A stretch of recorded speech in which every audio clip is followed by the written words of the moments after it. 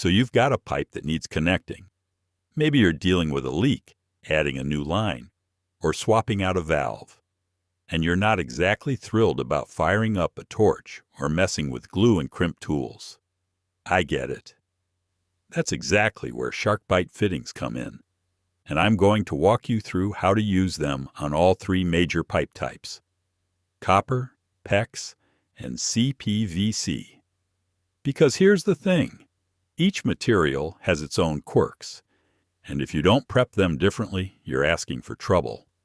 Stick around to the end because I've got a bonus tip about the #1 reason these fittings fail, and it's something that takes about 30 seconds to prevent.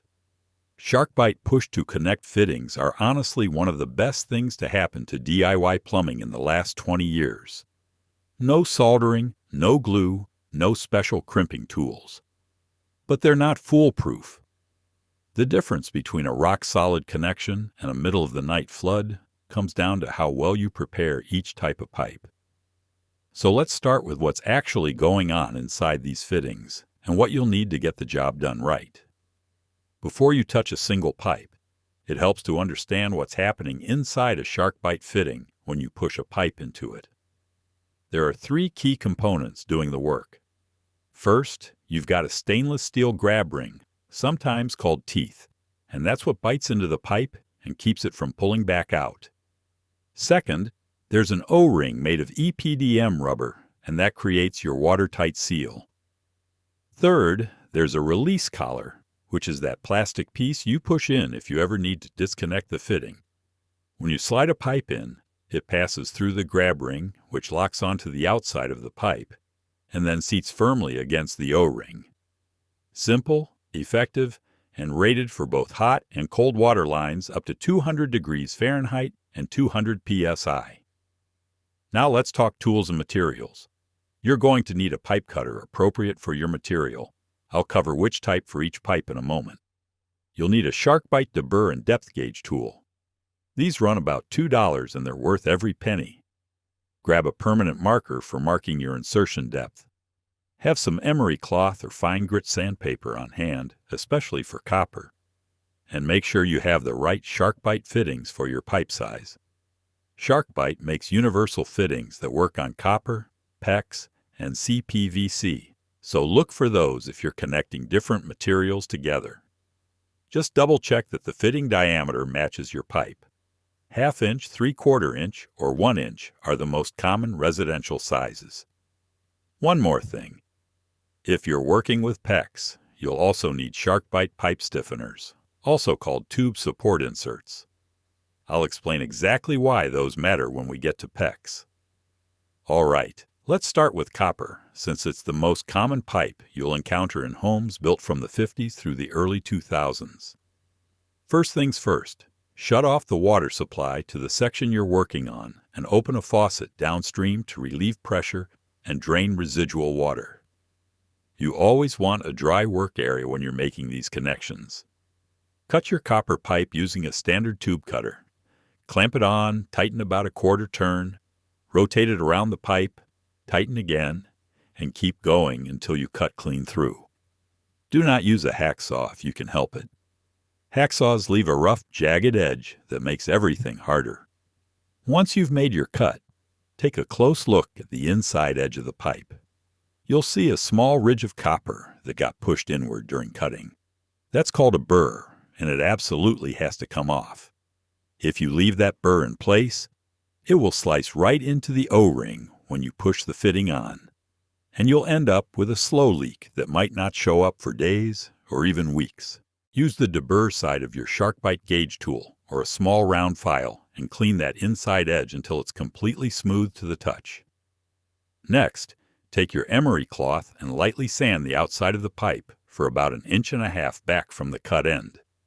You're removing oxidation and any surface grime so the O-ring gets a clean, consistent seal.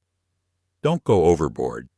A few passes until you see shiny copper underneath is all you need. Now grab your SharkBite depth gauge and hold it against the end of the pipe. It'll show you exactly how deep the pipe needs to slide into the fitting. For 1/2 inch copper, that insertion depth is about 1 inch. For 3/4 inch, It's about 1 1/8 inches. Take your permanent marker and draw a clear line on the pipe right at that depth mark. This is your visual confirmation that the pipe is fully seated once you push it into the fitting. Now line the fitting up with the pipe and push it straight on, firm and steady pressure, until you see your marker line disappear right up to the edge of the fitting body. You'll feel a slight grab when the teeth engage. Give the pipe a gentle tug backward. If it doesn't budge, you're locked in solid. That's a proper SharkBite connection on copper. Quick thing before we move on. I have spent 35 years learning these fixes the hard way, and I put the best of what I know into a book called 50 Easy Plumbing Fixes. 122 pages of step-by-step repairs with 17 diagrams that can save you thousands. Scan the QR code on screen or hit the link in the description if you want the full guide. Now back to the fix. Now let's move to PEX, and this is where things change up a bit. PEX, that's cross-linked polyethylene, the flexible tubing that's become standard in newer construction and repiping projects, works beautifully with SharkBite fittings. But there's one critical extra step that people skip constantly, and it leads to disaster. Start by cutting your PEX with a proper PEX cutter. These are the ratchet-style ones that look like heavy-duty scissors. They give you a clean, perfectly square cut every single time. If your cut is angled even slightly, the pipe won't seat evenly inside the fitting, and you risk a leak. Unlike copper, PEX doesn't really need deburring, because the cutter doesn't create a metal burr. But you still want to visually inspect the cut end carefully. Make sure it's round and not oval-shaped, which happens often when PEX has been stored in a tight coil for a long time. If it looks slightly oval, don't panic. The stiffener insert will correct that. Here's the step that matters most with PEX, and the one people love to skip. Before you push the SharkBite fitting on, you absolutely must insert a pipe stiffener into the end of the PEX tube. This is a small brass or plastic sleeve that slides right inside the pipe opening. It reinforces the wall of the PEX, so the grab ring has something solid and rigid to bite against. Without that stiffener, the soft wall of PEX can deform under water pressure, and the grab ring gradually loses its grip. I've personally seen PEX blow clean off a SharkBite fitting because someone figured they could skip this step and save 30 seconds. That's not a little drip. That's a full-pressure blow-off that can dump gallons of water into your home in minutes. The stiffeners cost less than $1 each. Use them every single time. Push the stiffener all the way into the pipe until it's completely seated. Then mark your insertion depth with your marker, just like you did with copper. For 1/2 inch PEX, the depth is about 1 inch. Push the fitting on firmly. Because PEX is flexible and wants to move around on you, hold the pipe steady with one hand close to the end and push the fitting on with your other hand. You want straight, even pressure. No rocking or twisting. Give it a tug to confirm it's locked. With PEX, also try gently twisting the pipe inside the fitting. It should rotate freely, but absolutely should not pull out. That tells you the O-ring is sealed and the grab ring has properly engaged. All right, now let's tackle CPVC, and I want you to pay extra close attention here because this is the pipe type where I see the most mistakes with SharkBite fittings by far. CPVC, that's chlorinated polyvinyl chloride, the cream-colored or light yellowish plastic pipe, is rigid like copper, but significantly more brittle, particularly in older homes where the pipe has been exposed to heat cycles for years. Here's the most important rule with CPVC. If any section of your pipe has ever been joined with solvent cement, that's the glue used to bond CPVC joints, you cannot push a SharkBite fitting onto that glued section. The chemicals in CPVC solvent cement can degrade the EPDM O-ring inside the fitting over time, eventually causing it to fail. You need to cut well past any previously glued area to reach clean, untouched pipe. I always cut at least 2 inches beyond the last visible glue mark just to give myself a comfortable margin of safety. For cutting CPVC, use a ratchet-style plastic pipe cutter or a fine-tooth saw. If you go with a saw, clean up the cut afterward with fine sandpaper to remove any rough edges and plastic shavings.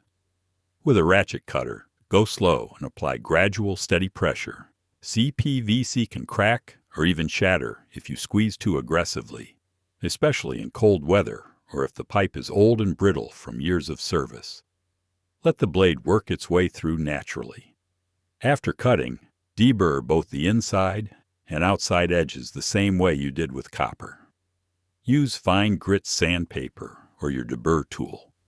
Then wipe the outside of the pipe with a clean, dry rag to clear away any plastic shavings or dust.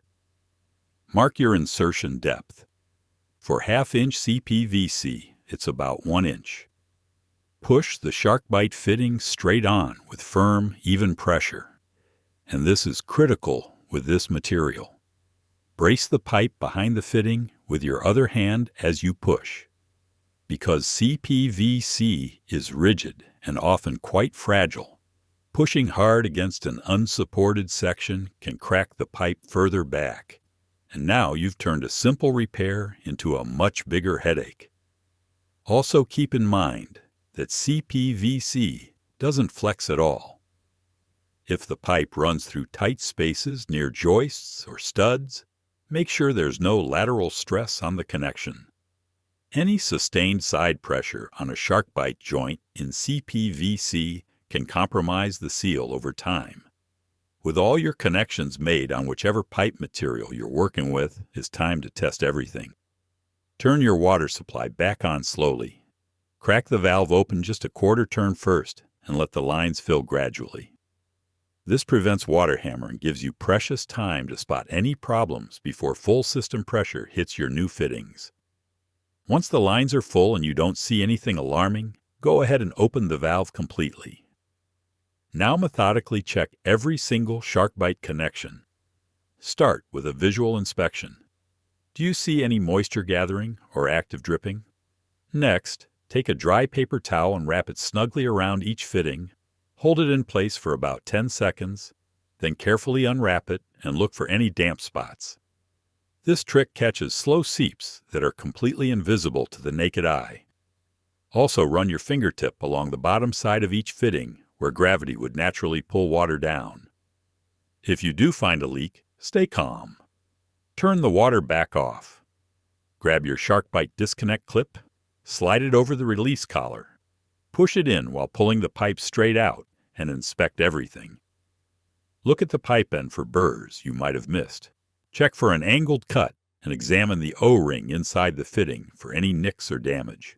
Address whatever you find, remark your depth line on the pipe, and reconnect. The overwhelming majority of the time, a leak simply means the pipe wasn't pushed to full insertion depth or a hidden burr caught the O-ring on the way in. Let me walk you through a few more issues that come up and how to handle each one. The fitting won't push on all the way. Usually there's a burr or rough spot catching on the internal components. Disconnect, deburr the pipe more thoroughly, and try again. On CPVC specifically, this can also mean the pipe end is slightly out of round from a rough cut. A slow drip appears hours or even days later. 9 times out of 10, a burr nicked the O-ring during installation. You'll need to replace the fitting entirely because a damaged O-ring will never seal properly no matter how many times you reconnect. The fitting blows off under pressure. On PEX, this almost always means the stiffener insert was forgotten or wasn't pushed in completely. On copper or CPVC, it means the pipe didn't reach full insertion depth. Water only leaks when running hot water. Thermal expansion reveals connections that are just barely marginal. Disconnect, reprep the pipe end carefully, and reconnect to full depth. The pipe pulls out with barely any resistance. The grab ring never properly engaged, which happens when the pipe is the wrong size for the fitting, or the outer surface is too corroded or worn. Remember that 1/2 inch copper and 1/2 inch CPVC share the same outside diameter, but PEX is measured by inside diameter. So always verify compatibility before purchasing fittings. All right, here's that bonus tip I promised at the beginning. The number one reason SharkBite fittings fail has nothing to do with defective products or bad pipe. It's people skipping the depth mark. I know that sounds almost ridiculously simple, but after 35 years in this trade, I'm telling you, the vast majority of SharkBite leaks I've encountered trace back to the pipe not being pushed in far enough. People think they felt it seat properly, but they're actually a 1/16 of an inch short. And that tiny gap means the O-ring isn't making full contact around the circumference of the pipe. The solution costs about $2. Buy the SharkBite deburr and gauge tool. Use the gauge side every single time. Mark the pipe every single time. Then visually confirm that your marker line disappears flush into the fitting body every single time. We're talking 30 seconds of extra effort per connection. I do this on every single job, whether it's a quick valve swap under a sink or a complete whole house repipe, and I have not had a single SharkBite callback in years. That little ink line on the pipe is the cheapest insurance policy in plumbing. Do not skip it. All right, that is the full breakdown. Remember, every single plumbing fix I wish homeowners knew about is in my book, 50 Easy Plumbing Fixes That Will Save You $10,000. Scan the QR code on screen right now or grab it from the first link in the description. I appreciate you watching, and if you want more of these practical fixes, make sure to subscribe. I will see you in the next one.